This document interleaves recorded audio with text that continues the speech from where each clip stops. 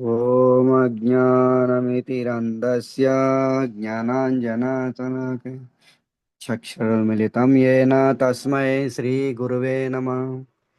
నమో విష్ణుపాదాయ కృష్ణప్రేష్ఠాయ భూతలే శ్రీమతే భక్తివేదాంత స్వామిమితి నామినే. నమస్తే సరస్వతీం దేవీం గౌరవాణి ప్రచారిణే నిర్విశేష శూన్యవాది పాశ్చాత్య దేశతారిణే.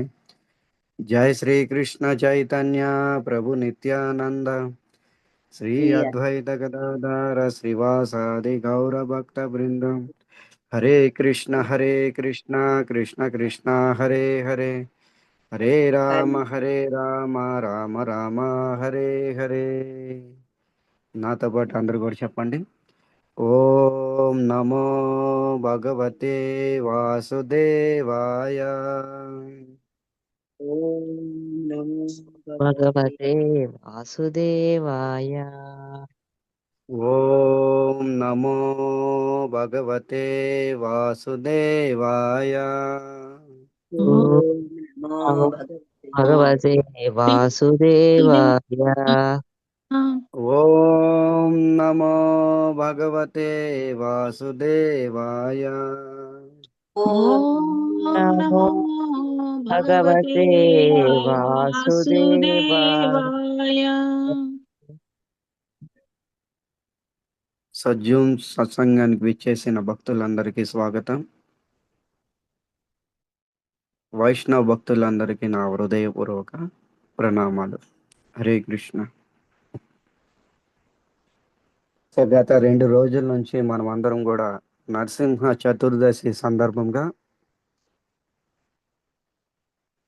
దేవతల యొక్క స్తుతి భగవంతుడికి ఏ విధంగా చేస్తున్నారో మనం అందరం కూడా శ్రవణం చేస్తున్నాం. భాగవతాన్ని మాధ్యం చేసుకొని ఈరోజు 3వ రోజు స్తుతి. సో ఈరోజు ఇంద్ర ఉవాచ, ఇంద్రుడు స్తుతి చేయబోతున్నాడు అనమాట భగవంతుడికి. సో ఇంద్రుడు భగవంతుడికి ఏదైతే స్తుతి చేస్తున్నాడో అది మీకు ఈ విధంగా శ్లోకంలో ఉంది. శ్రీమద్ భాగవతం 7:8-42 మీకు స్క్రీన్ షాట్ పెట్టాను చూడండి. శ్రీ ఇంద్ర వాచ. శ్లోకం చెప్పక ముందు పరిచయం ముందు చూడండి, ఈ విధంగా ఉంటుంది ఇంద్రుడి యొక్క పరిచయం. ఈ సృష్టిలో 2 రకాల వ్యక్తులు ఉంటారు. ఈ సృష్టిలో, ఈ అనంత కోటి సృష్టిలోని 2 రకాలే వ్యక్తులు ఉంటారు. 3 రకాలు ఉండరు అనమాట. 2 రకాలు. విష్ణు భక్తి చేసేవాళ్ళు దేవతలు అనగా, విష్ణు భక్తికి విరుద్ధంగా నడిచేవారు అంటే గీత భాగవతం రామాయణకి విరుద్ధంగా ధర్మానికి విరుద్ధంగా నడిచేవాళ్ళు అసురు జాతి అంటారు. అసురుల కంటే 2 కొమ్ములు దంతాలు వికృత స్వరూపంగా ఉంటారని ఎప్పుడు అనుకోమాకండి. సూటు బూటులో కూడా అసుర స్వభావం ఉంటుంది. ధర్మానికి విరుద్ధంగా అంటే శాస్త్రానికి విరుద్ధంగా నడిచే వాళ్ళు అసురులు. శాస్త్రానికి అనుగుణంగా నడిచి విష్ణు భక్తి చేసేవాళ్ళు దేవతా స్వరూపులు అంటారనమాట. ఆ దేవతా స్వరూపంలో అగ్రజుడు ఇంద్రుడు. ఇంద్రుడు 33 కోట్ల దేవీ దేవతలకి ఈశ్వరుడు అనమాట. ఈశ్వరుడు అంటే నియంత్రణ. ఆయన ఎవరిని నియంత్రణ చేస్తున్నాడు? దేవతలందరినీ. దేవతలందరినీ కూడా ఆయన కంట్రోల్లో ఉంచుతున్నాడు అనమాట. అగ్ని దేవత, వరుణ దేవత, సూర్య, చంద్ర, ఏదైతే ఉన్నారో దేవతలందరూ ఏదైతే ఉన్నారో ఎవరైతే ఉన్నారో వాళ్ళందరూ ఈయన యొక్క అనుగత్తిలో నడుస్తారు. అలాంటి ఇంద్రుడు ఈరోజు నరసింహదేవుడి నరసింహదేవుడికి స్తుతి చేస్తున్నాడు అనమాట. స్తుతిలోకి వెళ్ళే ముందు ఈ శ్లోకంలో 3 సంబోధనలు ఇస్తున్నాడు చూడండి. 3 సంబోధనలు ఇస్తున్నాడు అనమాట ఇంద్రుడు భగవంతుడికి. 3 సంబోధనలు. ఎప్పుడైనా సరే శ్లోకం ప్రారంభానికి ముందు సంబోధన వినడం అత్యంత ముఖ్యము. సంబోధన తర్వాతే శ్లోకం ప్రారంభమవుతుంది. సంబోధన అంటే హరే కృష్ణ మాతాజీ లేదా హరే కృష్ణ ప్రభుజీ. సో ఈ విధంగా సంబోధన ఇస్తూ తర్వాత ఏదైనా మాట్లాడతాం. అదే విధంగా సంస్కృత శ్లోకంలో కూడా ఒక సంబోధన ఉంటుంది. సంబోధన తర్వాతే శ్లోకం ప్రారంభమవుతుంది. దాని మీద వ్యాకరణ, గ్రామర్ ఇవన్నీ ప్రారంభమవుతాయి. సో ఈ విధంగా ఇంద్రుడు చాలా ముఖ్యమైన 3 సంబోధనలు ఇస్తున్నాడు. మీరు శ్లోకం చూసుకోండి, దాని మీద మార్క్ పెట్టుకోండి. పరం అనేది ఒకటి సంబోధన. రెండోది నాథ అనే దాని మీద సంబోధన. 3 నారసింహాయ అనే దాని మీద సంబోధన.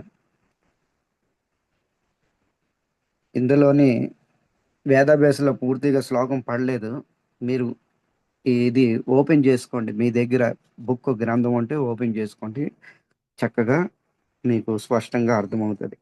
ఈ వేదాభ్యాస అనేది కొద్దిగా ఇన్ఫర్మేషన్ పొందడానికే మనం వాడుకుంటున్నాం.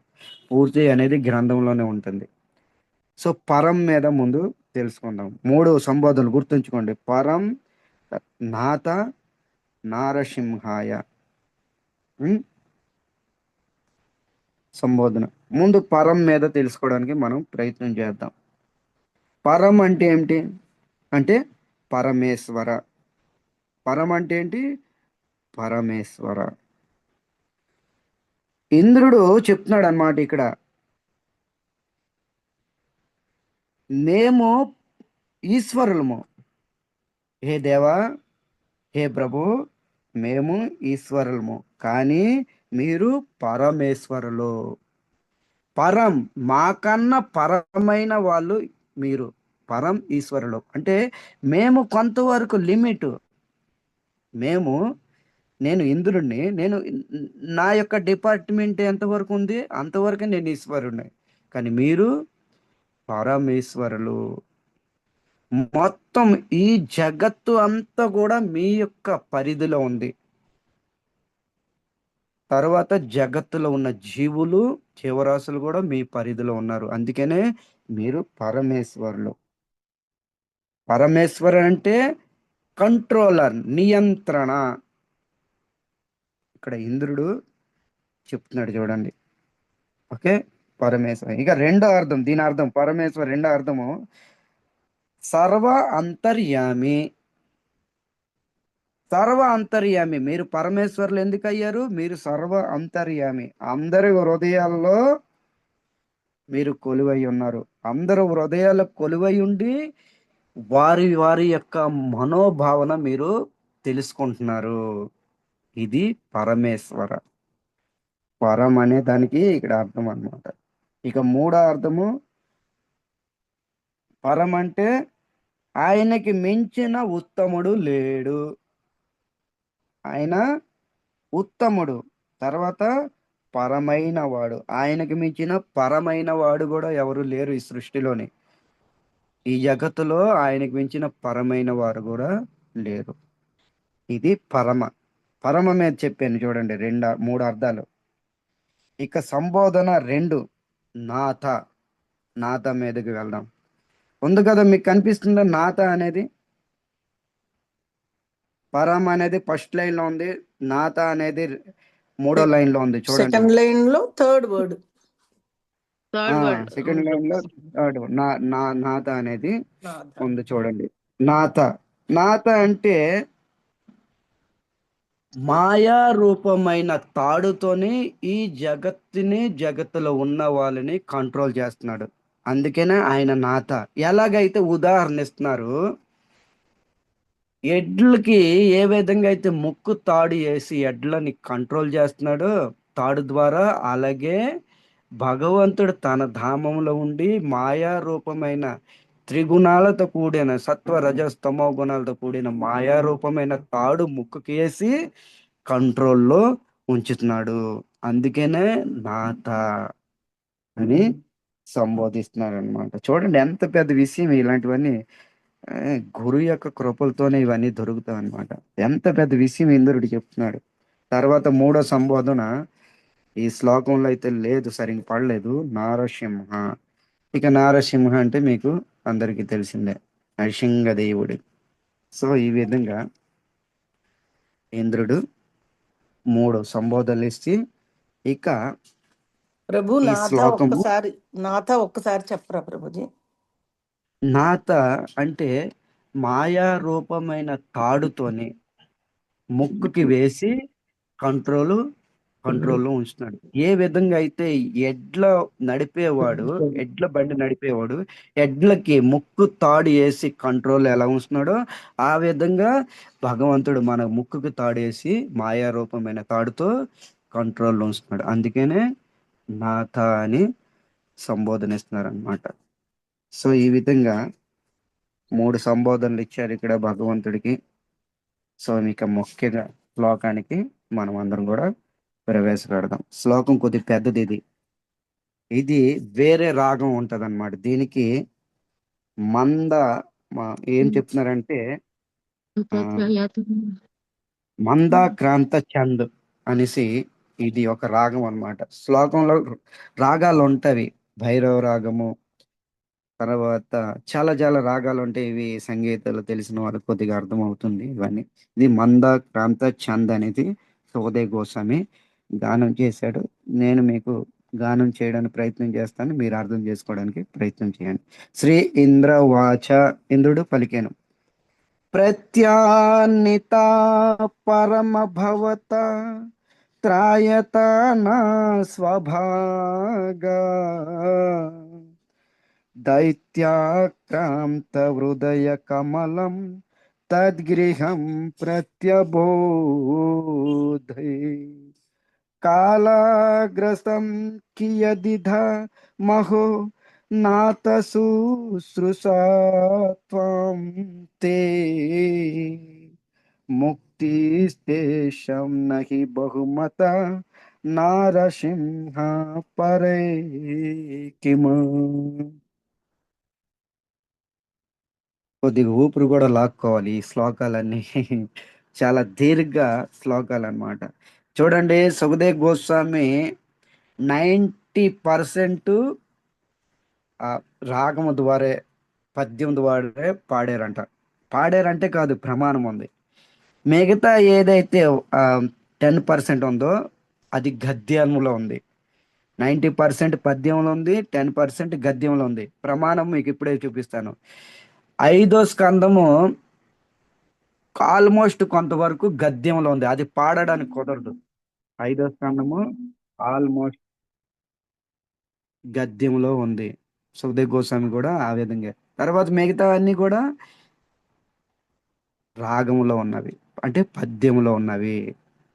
5వ స్కందం చూడండి మీరు, గద్యంలోనే ఉంటాయి అవన్నీ.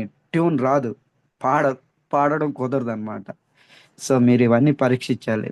మీరు అందరు సీనియర్ భక్తులు అవుతున్నారు, అయ్యారు కూడా. అందుకని ముందుగా మీకు ఇవన్నీ కూడా చెప్పడం జరుగుతుంది. సో ఇక్కడ ఏం చెప్తున్నారంటే, భవత ప్రత్యానితం పరం, హే పరమేశ్వర. సంబోధన యాడ్ చేసుకోండి. పరం అనేది ఏ పరమేశ్వర, మీ ద్వారా మాకు తిరిగి దొరికింది. మీ ద్వారా ప్రత్యాహిత భవత, ప్రత్యానితం, భవత మీ ద్వారా ప్రత్యానితం దొరికింది. పరం పరమేశ్వరం, మీ ద్వారా మాకు దొరికింది. ఏం దొరికింది?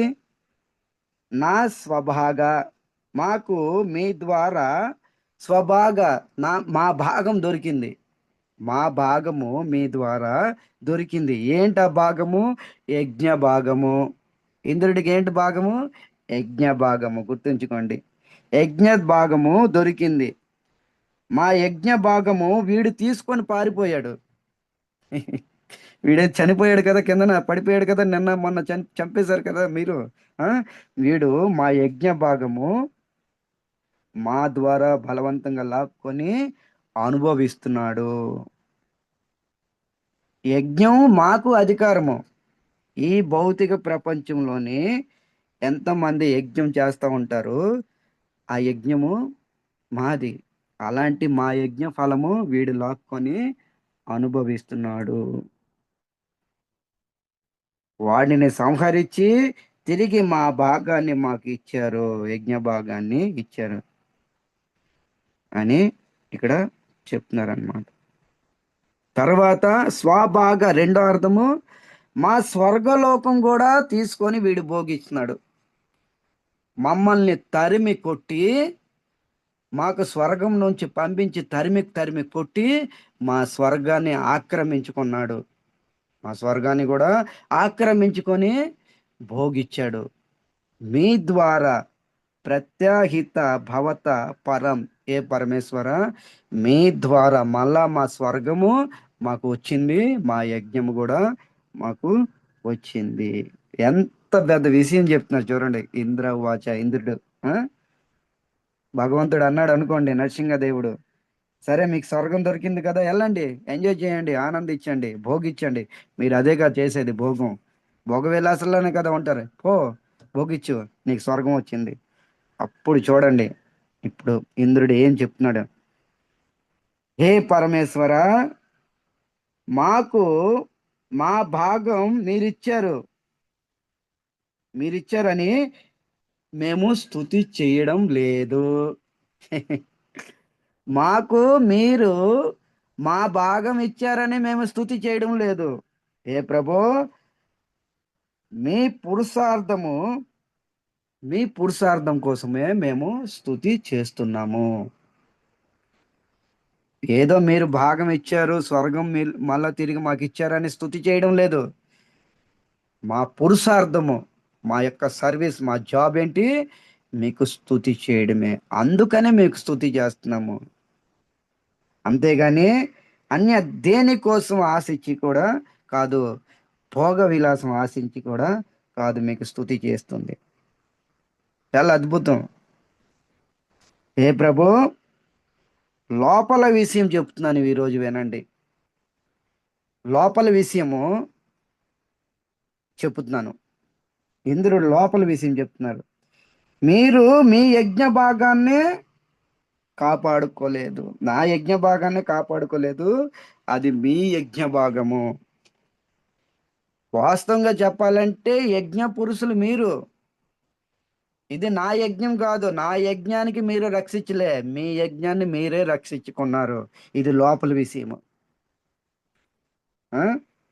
మీ యజ్ఞాన్ని మీరు రక్షించుకున్నారు. ఎందుకంటే యజ్ఞం యొక్క భోక్త మీరే.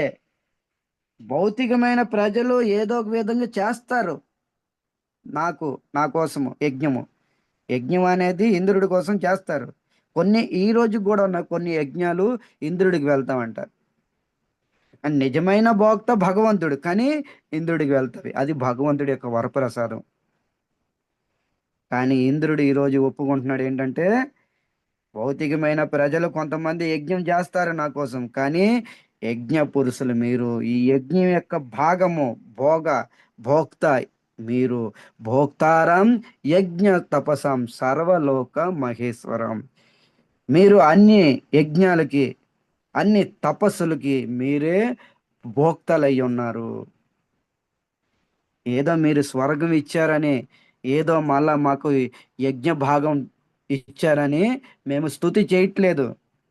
వాస్తవంగా యజ్ఞం మీది, మీ యజ్ఞాన్ని మీరే రక్షించుకున్నారు. చూడండి. సో ఈ విధంగా ఇంద్రుడు చెప్తున్నాడు అనమాట. దైత్యాక్రాంత, ఈ దైత్యుడు తర్వాత 2వ లైన్లో చూడండి. దైత్యాక్రాంత, ఈ దైత్యుడు ద్వారా, అంటే ఈ హిరణ్యకశిపుడు ద్వారా ఆక్రాంత, మా హృదయము ఆక్రాంతం అయిపోయింది. ఆక్రాంతం అంటే దుఃఖితులం అయిపోయాం మేము. ఈ దైత్యుడి ద్వారా మేము ఎంతో దుఃఖితులం అయిపోయాము. ఎందుకు? నేను ఇప్పుడు ఇంద్రుడిని అడిగాను అనుకోండి, ఎందుకు నువ్వు అయ్యావు? ఇంద్రుడు ఎందుకు దుఃఖితుడయ్యాడంటే, ఇంద్రుడు భోగ విలాసంలోని మగ్నమైపోయాడు. భోగంలో చిక్కుకుపోయాడు. ఇంత చిక్కుకుపోయాడు, భోగంలోని నిమగ్నమైపోయాడు. 33 కోట్ల దేవతలు చూడండి, ఒక్క హిరణ్యకశిపుడు భారీ అయిపోయాడు వీళ్ళ మీద. హిరణ్యకశిపుడికి ఎందుకు ఇంత పవర్ వచ్చింది? అక్కడ హిరణ్యకశిపుడు తపస్సు చేస్తే, ఇక్కడ వీళ్ళేమో దేవతలు భోగంలో చిక్కుకొని ఉన్నారు. అందుకని భోగంలో చిక్కుకుంటే మనశ్శాంతి కోల్పోతారు. మనసు, బుద్ధి స్థిరంగా ఉండదు. అక్కడ హిరణ్యకశిపుడు ఏనకైనా ప్రకారాన్ని ఏ విధంగా తపస్సు చేశాడు పక్కన పెట్టండి, కానీ తపస్సు చేశాడు. తపస్సులో శక్తి పెరుగుతుంది, భోగంలో శక్తి క్షీణించిపోతుంది. ఇక్కడ మనకి ఉదాహరణ దొరుకుతుంది. అందుకని ఇక్కడ ఒప్పుకుంటున్నాడు, దైత్యాక్రాంతి, ఈ దైత్యుడి ద్వారా ఆక్రాంత మా హృదయము చిన్న భిన్నం అయిపోయింది, మనశ్శాంతి లేకుండా పోయింది, మేము దుఃఖంలో మునిగిపోయాము. ఇక్కడ చెప్తున్నాను అనమాట. ఇలాంటి దైత్యుడైన వీడిని వధించి మాకు శాంతిని ఇచ్చారు. ఇలాంటి దైత్యుడైన హిరణ్యకశిపుని వధించి మమ్మల్ని రక్షించావు. ఎలా రక్షించాడు భగవంతుడు తర్వాత చెప్తున్నాడు అనమాట. ఇక్కడ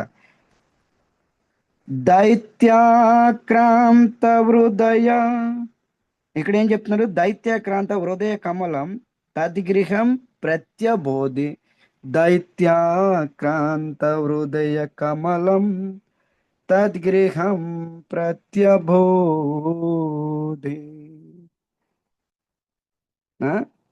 హృదయ కమలం తద్గృహం, ఏ ప్రభో మా హృదయ కమలము మీకు గృహము లాంటిది. అబ్బా, ఏం విషయం చెప్తున్నారు చూడండి. ఇంద్రుడు నేర్చుకోవాలి ఇవన్నీ.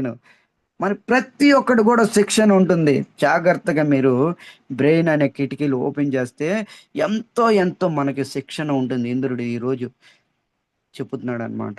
ఏం చెప్తున్నాడు, మా హృదయ కమలము తతి గృహం, మీకు గృహము, మీరు వీడికి చంపి మా హృదయ కమలము ప్రత్యబోధి, మళ్ళా వికసించేట్లా చేశారు. ప్రత్యబోధి అంటే వికసించేలా చేశారన్నమాట. వీడిని సంహరించి దైత్యుణ్ణి మా హృదయ కమలం అనేది వికసించేలా చేశారు. ఇంతవరకు మా హృదయ కమలము ముడుచుకుపోయింది. వీడి యొక్క ఆక్రాంత మూలంగా మా హృదయ కమలము ముడుచుకుపోయింది. మరి ఇంద్రుడు చెప్పుతున్నాడు ఏమని, హృదయ కమలం తత్గృహం, మా హృదయ కమలం అనేది మీ గృహము. మరి అలాంటి గృహంలో నీవు, ఇంద్రుడు ఏం చేస్తున్నాడు ఇక్కడ ఏం చెప్తున్నాడంటే, ఇలాంటి హృదయ కమలంలోని ఎల్లప్పుడూ మీ చింతన చేస్తున్నాము, మీ నామ జపం చేస్తున్నాము, మీ కథ శ్రవణం చేస్తున్నాము. అందుకనే ఈ హృదయ కమలము మీకు గృహం లాంటిది. ఈ దైత్యుడు వచ్చాడే మధ్యలోని మాకు ఆక్రాంతం చేశాడు. ఆక్రాంతం చేయడంతోనే మేము మనసు శాంతి కోల్పోయాము. ఇక దుఃఖంలో ఉన్నవాడికి ఏమి జపము, ఏమి తపము, ఏమి శ్రవణము, మేము ఆక్రాంతులమై ఉండిపోయాము. వీడిని సంహరించి మా హృదయంలోని మీ చింతన చేసేటట్టుగా మళ్ళా మీరు ప్రేరణ చేశారు. ఎందుకంటే మా హృదయము మీకు గృహము. హృదయ కమలం తత్ గృహం, మా హృదయము మీ గృహము. ప్రార్థన ఈ విధంగా చేయాలి, నేర్చుకోండి. భగవంతుడి దగ్గరికి వెళ్తే ఈ విధంగా స్తుతి చేయాలి.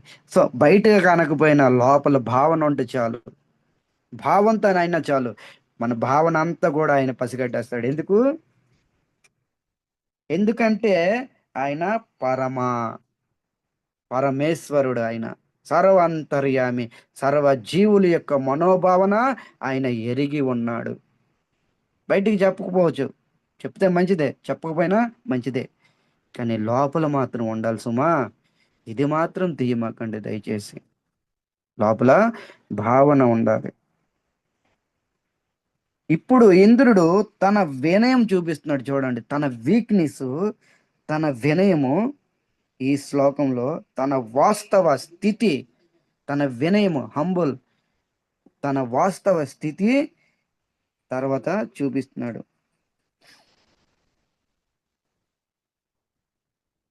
అందుకనే కదా భగవంతుడు, ఇంద్రుడు ఎన్ని తప్పులు చేసినా ఇంద్రుడి పక్షానే భగవంతుడు నిలబడతాడు. దీనికి ప్రమాణము శ్రీమద్ భాగవతం 1వ స్కందం 2వ శ్లోకంలో, 2వ అధ్యాయంలో శ్లోకం నెంబర్ తెలీదు. ఇంద్రియాని వ్యాకులం ముఖ్యంతి యుగే యుగే.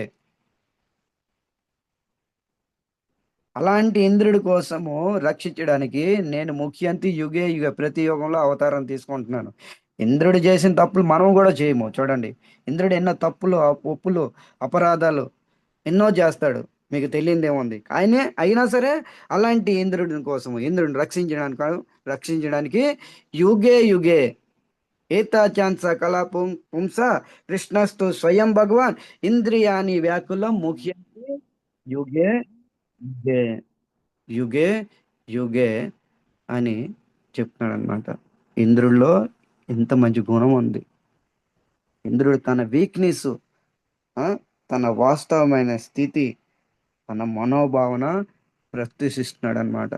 సో మనము కూడా అలాగే ఉండాలి ఎప్పుడు కూడాను. మన వాస్తవ స్థితి, ఆ, మన వీక్నెస్ మనం ఎప్పుడు కూడా భగవంతుడి దగ్గర ప్రేయర్ చేసుకోవాలి. నా స్థితి ఎలాంటిది కృష్ణ అనేసి. ఏంటి ఆ స్థితి? ఇంద్రుడు చెప్తున్నాడు అనమాట. కాలాగ్రస్త కియదిద మహో నాథ, హే నాథ, మళ్ళీ రెండో సంబోధన. ఉం? ఇంద్రుడు చెప్తున్నాడు, ఇంద్రుడు పలికాను, హే నాథ, ఈ స్వర్గము, ఈ భోగము, ఈ స్వర్గము, ఈ భోగము, ఈ రాజ్యము, ఈ సంసారము, ఇవన్నీ కూడా కాలంతో తయారైనవే. ఏం చెప్తున్నారు? కాలగ్రస్త, గ్రాస్, కాలగ్రస్త, కాలం అనే గ్రాస్తో తయారయ్యేవి ఇవన్నీను. ఈ స్వర్గము, ఈ భోగము, ఈ రాజ్యము, ఈ సంసారము, ఇవన్నీ కూడా కాలం అనే గ్రాస్తో తయారయ్యేవి. మేము దానిలోనే మోహితులం అయిపోయి నిరంతరము కూడా ఈ కాలగ్రాస్తలోని నిమగ్నమయ్యి చిక్కుకుపోయాము. హే నాథ, హే ప్రభు, ధన్యుడు మీ శుద్ధ భక్తుడు, ధన్యుడు మీ శుద్ధ భక్తుడు. మేము స్వర్గభోగంలో చిక్కుకొని ఉన్నాము నాథ, శుశ్రూషతం, హే నాథ, మీ భక్తి, మీ భక్తుడు, మీ భక్తుడు, మీ భక్తి చేసేవాడు. శుశ్రూషణ, మీ భక్తుడు, మీ భక్తి చేసేవాడు. మేము దేవతలం అయ్యుండి కూడా స్వర్గం కోసం నిరంతరము ఆరాటపడుతున్నాము. కానీ మీ భక్తుడు ధన్యుడు, ముక్తి తేష, ముక్తిని కూడా ఆశించడు. మీ భక్తుడు ధన్యుడు. నిజానికి మేము స్వర్గంలో ఉండి నిరంతరము భోగం కోసమే ఎప్పుడు కూడా ఫైట్ చేస్తూనే ఉన్నాము. సో భోగం దొరికింది, దానిలో నిమగ్నం అయిపోయాము. భక్తులమే, కానీ మీ భక్తుడు అత్యంత ధన్యుడు, శుద్ధ భక్తుడు. ఎప్పుడు కూడా ముక్తిని, ముక్తాం తేషం, ముక్తిని కూడా ఆశించిన వాడు. మీ భక్తుడు ముక్తినిచ్చినా సరే నహి బహుమత, లాస్ట్లో చూడండి, ముక్తి తేష నహి బహుమత, ముక్తి అనే బహుమతి నీ భక్తుడికి ఇచ్చినా అది తిరస్కరిస్తాడు. ధన్యుడు నీ భక్తుడు.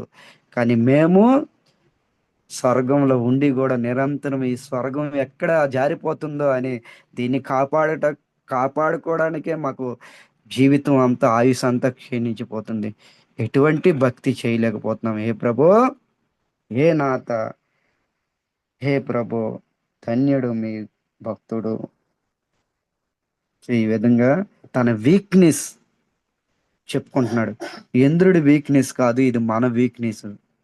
మనం కాదా, ఇంద్రుడికి దొరికింది పెద్ద ప్యాలెస్, మనకి కూడా దొరికింది ఎంతో కొంత ప్యాలెస్, ధనము, ఐశ్వర్యము, రాజ్యము. రాజ్యం అంటే లేదు, ఇల్లు ఒక రాజ్యమే కదా.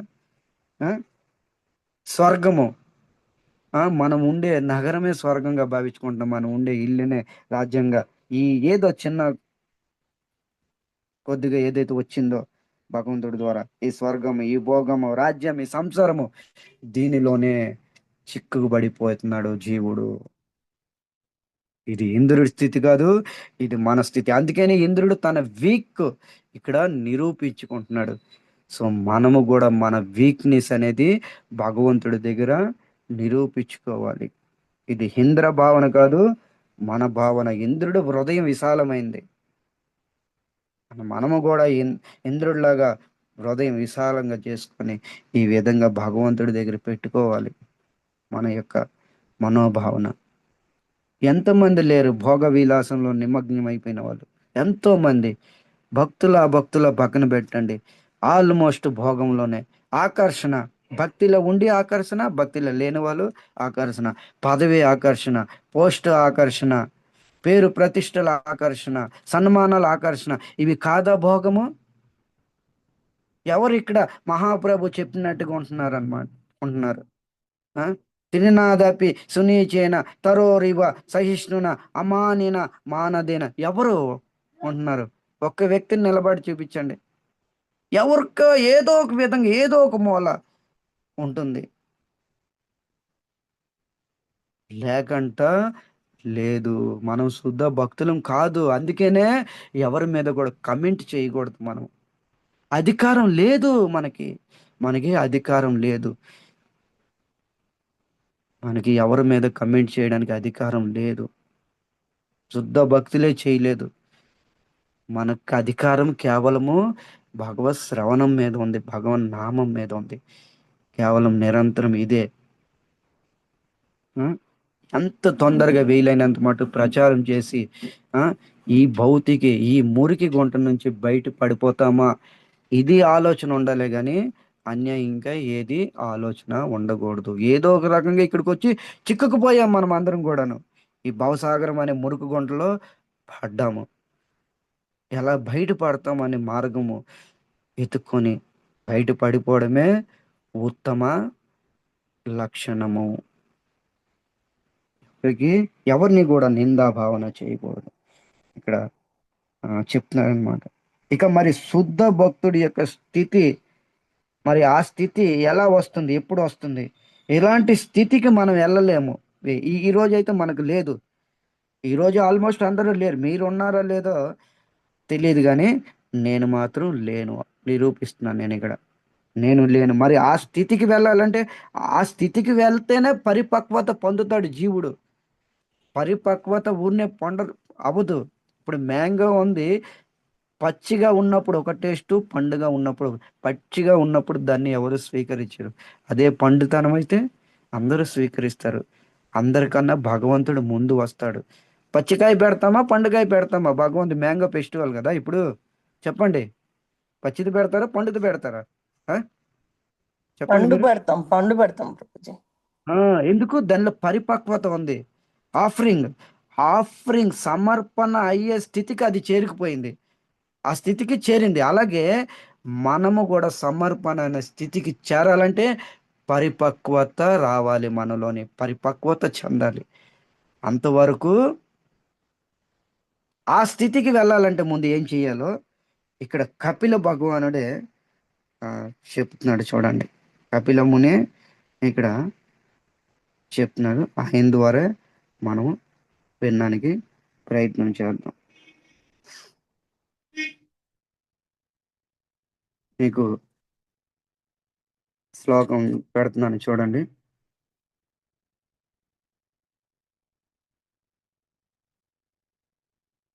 ఆ స్థితికి వెళ్ళాలంటే మొట్టమొదటి కార్యం ఏం చేయాలి? మద్గుణ శృతి మాత్రేనా ఉందా శ్లోకంలో? కపిల ముని చెప్తున్నారు. ఏముంది చదవండి.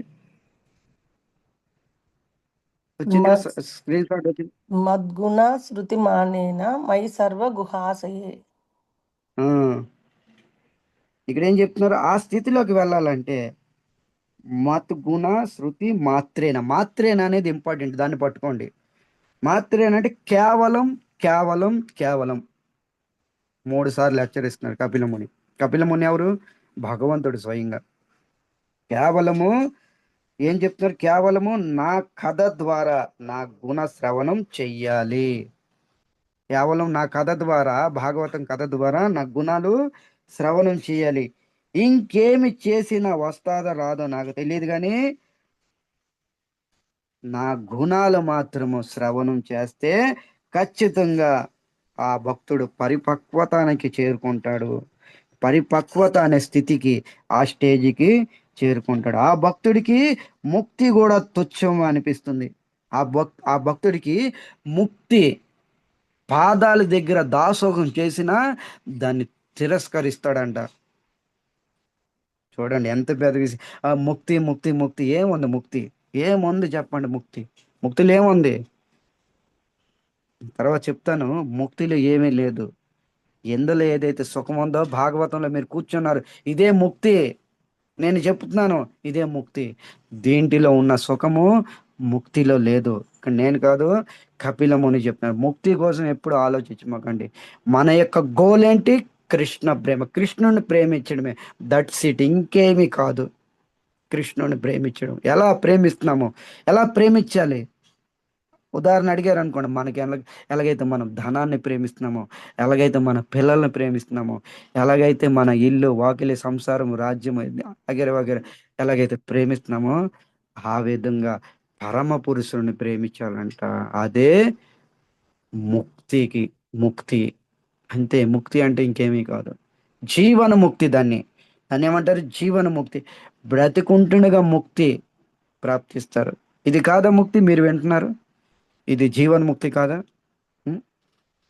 ఇక్కడ ఏం చెప్తున్నారు? మత గుణ శృతి మాత్రేన, కేవలం నా కథ ద్వారా నా గుణాలు శ్రవణం చేస్తాడు. ఈ విధంగా నిరంతరము నా గుణాలు శ్రవణం చేసిన వాడు ఏం చెప్తున్నారు? ఆయన మనసు అంట నాకు అర్పితం అయిపోతుంది. సర్వ గృహస్థే మనోగతి మనోగతి రవిచిన్న యథా గంగ అంబుజో. ఈ విధంగా నిరంతరము ఈ భాగవతం ద్వారా భగవంతుడి యొక్క గుణగణాలు వింటూ వింటూ వింటూ ఉంటే ఆ యొక్క వ్యక్తి మనసు అంట భగవంతుడికి అర్పితం అయిపోతుంది. ఎలా ఎలా అనేది మనం అడిగామనుకోండి కపిల మునిని, ఎలా అర్పితం అయిపోతుంది? ఏమైనా ఉదాహరణ చెప్పగలరా? యథా గంగ అంబుస అంబుదౌ. ఎలా అయితే గంగ ఏ విధంగా అయితే సముద్రం వైపు నిరంతరం పరుగులు తీస్తుందో, అదే విధంగా నా కథామృతం వినినవాడు మనసు నిరంతరంగా నా వైపు పరుగు తీస్తుంది, నా వైపు పరుగు తీస్తుంది,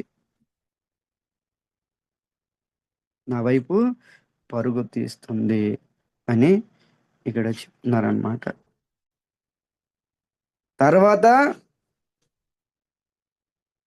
ఇక్కడ చెప్తున్నారనమాట. తర్వాత భగవంతుడి మీదకి మనసు వెళ్ళిపోయిన తర్వాత ఇక్కడ తర్వాత శ్లోకంలో చెప్తున్నారు, మీకు పెట్టాను చూడండి. సాలోక్య సారిష్టి సామిత్య సారూప్య నా గృహంతి. ఈ విధంగా 5 రకాల ముక్తులు ఇచ్చినా నా భక్తుడు తిరస్కరిస్తాడు. నా గృహంతి లాస్ట్ లో ఉంది చూడండి. దేయమాన్ నా గృహంతి వినా. ఎందుకు తిరస్కరిస్తాడు? వినా ముక్తం వం జన. వినా వినా మస్తే వనం జన. ఎందుకంటే ఆ భక్తుడు నా సేవ కోరుకుంటాడు, నా భక్తి, నా యొక్క గుణగణాలు కీర్తించాలి, నా కథలు వినాలని నిరంతరము కోరుకుంటాడు. ఈ విధంగా ఇంద్రుడు తన వీక్నెస్ ఈరోజు చెప్పుకుంటున్నాడు. ధన్యుడు నీ భక్తుడు ఏ నారసింహ. లాస్ట్ సంబోధన, ఏ నరసింహ నీ భక్తుడు ధన్యము. వాడికి ఆ వ్యక్తికి ముక్తి ఇచ్చిన నా బహుమత తిరస్కరిస్తాడు, బహుమతిగా స్వీకరించాడు. కానీ మేము మీ భక్తులమే, కానీ ఎప్పుడు కూడా ఈ భోగ విలాసంలోనే కొట్టుకొని వెళ్ళిపోతున్నాం. చూడండి, మనము కూడా భక్తులమే. ఇంద్రుడు కాదు, మనము భక్తులమే. కానీ ఇంద్రుడు లాంటి స్వభావము, ఇంద్రుడికి అంత పెద్ద రాజ్యం ఉంది, ఆయన దానిలోనే నిమగ్నమైపోయాడు. మనకు చిన్న రాజ్యము, చిన్న దానిలోనే నిమగ్నమైపోయాం. ఇక్కడ ఎవరు ఉన్నారు? ఆసక్తి లేని వాళ్ళు. ఎంతో కొంత ఆసక్తి ఉంది రాజ్యం మీద, సంసారం మీద, ధనం మీద, ప్రజల మీద, కులం మీద, వర్గం మీద, దీని మీద, దాని మీద, ఏ విధంగా ఏదో ఒక పక్కన ఆసక్తి ఉంది. ఇంద్రుడు తన వీక్నెస్ చెప్పుకుంటున్నాడు అనమాట. సో కృష్ణ భక్తి చేసిన వాడికే ముక్తి చరణాలు. ముక్తి దొరుకుతుంది అనుకోమాకండి ఎప్పుడును. కృష్ణ భక్తి చేస్తే వస్తుంది అనేసి ఎప్పుడు అనుకోమాకండి. కృష్ణ భక్తి చేసిన తర్వాత రాదు, కృష్ణ భక్తి చేస్తే మొదలు పెడితేనే వస్తుందంట. మొదలు పెడితేనే వస్తుంది. ఈ గుణగానాలను కీర్తించడం, ఈ ప్రచారంలోనే ఇదే ముక్తి. అయిపోయిన తర్వాత ముక్తి రాదు. అంత అయిపోయింది, కృష్ణ భక్తి చేసాం, పరిపక్వత చెందేసాము, అప్పుడు ముక్తి వస్తుంది అలా అనుకోమకండి. కృష్ణ భక్తి చేస్తేనే ముక్తి. ఇప్పుడు మీరందరూ కూడా ముక్తి స్థితిలో ఉన్నట్టే. ఇప్పుడు ఇంద్రుడు తన యొక్క వినమ్రత, వినయము ఆ, అనేది ఇక్కడ ఈ అందరికి కూడా చూపిస్తున్నాడు అన్నమాట. ఇది ఇంద్ర స్థుతి. సో ఈ విధంగా మన భావన కూడా ఆ విధంగా ఉండాలి ఎప్పుడు కూడా. మనము కూడా భగవంతుడి దగ్గరికి వెళ్ళి ఆ విధంగా, నేను అలాంటి చెప్పాను కదా, బయట చేయకపోయినా కనీసం లోపలనే భావన, ఫీలింగ్స్ ఇవన్నీ ఉండాలని నేను మీ అందరినీ కూడా ఆ, మనసారా కూడా వేడుకుంటున్నాను. దయచేసి భగవంతుడి దగ్గరికి వెళ్ళేటప్పుడు ఈ విధంగా భావన ఆ, లోపల ఉండాలి మనందరికీ అని మీ అందరినీ అనుకుంటున్నాను. ఓకే, సో ఇంతవరకు సెలవు. ఇక రేపు మళ్ళా ఎవరు ఏం స్తుతి చేస్తారు అనేది ఋషులు ముందుకు వస్తారు, దాని మీద చెప్పుకుందాం. తర్వాత నేను మీకు మాట